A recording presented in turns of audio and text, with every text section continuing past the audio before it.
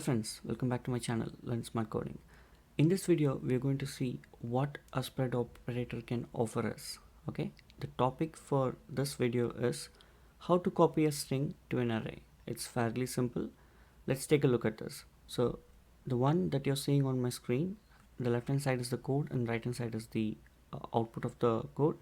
So I have a simple function copy string to array, and I've defined a string for a barcode, and then the easy way to make a string into an array is just use the spread operator within the bracket and put dot dot dot. So dot dot dot denotes a spread operator.